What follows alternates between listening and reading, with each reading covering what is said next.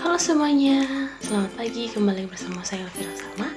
Di video kali ini saya akan membahas atau menjelaskan materi tentang fungsi dasar sistem operasi dari mata kuliah sistem operasi.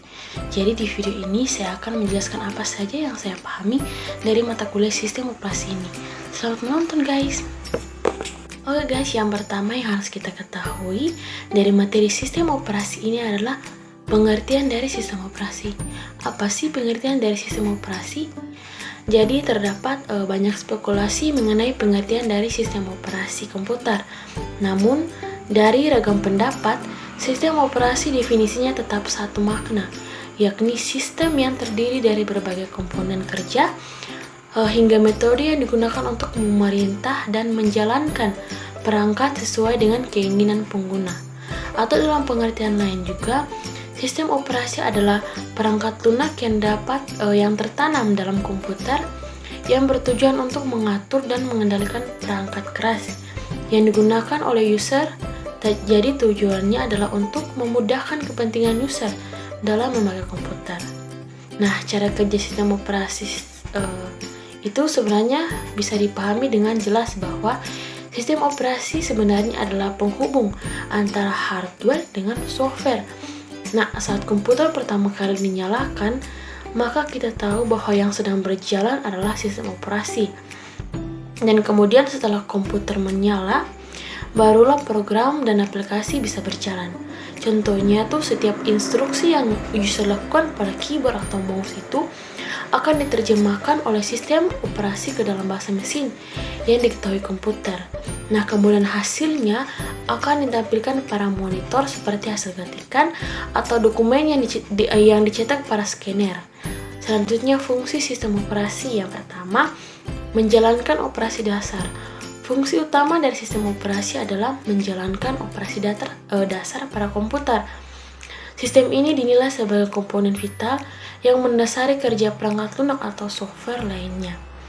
Sebelum aplikasi berjalan dan dapat berfungsi pada suatu komputer, maka sistem operasi lah yang memungkinkan program atau aplikasi tersebut dapat berjalan dan ditampilkan kepada pengguna atau user yang menggunakan perangkat komputer tersebut.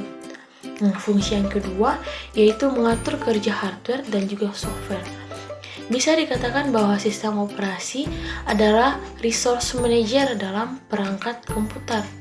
Maksudnya adalah sistem operasi berfungsi mengontrol fungsi perangkat keras seperti memori, CPU, hard disk, dan perangkat keras lainnya. Dan juga mengatur fungsi program software agar terhubung dengan perangkat keras tersebut. Jadi fungsi yang ketiga yaitu wadah program atau aplikasi. Aplikasi-aplikasi yang ada di komputer memang tersimpan dalam perangkat penyimpangan. Akan tetapi sebenarnya aplikasi atau program tersebut berada dalam wadah yang merupakan sistem operasi itu sendiri. Jadi aplikasi tersebut melekat pada sistem operasi dan tidak bisa berfungsi tanpa adanya sistem operasi tersebut. Jadi analoginya seperti ini teman-teman. Sistem operasi ibaratnya itu adalah suatu lantai. Nah, di mana suatu barang diletakkan agar barang tersebut dapat digunakan. Misalnya sebuah meja yang diletakkan di atas lantai. Meja tersebut tidak akan berfungsi jika tidak ada lantai yang mendasarinya, bukan? Fungsi yang keempat yaitu menyajikan tampilan. Tampilan yang kita lihat di layar komputer maupun gadget kita adalah hasil dari pengoperasian sistem operasi.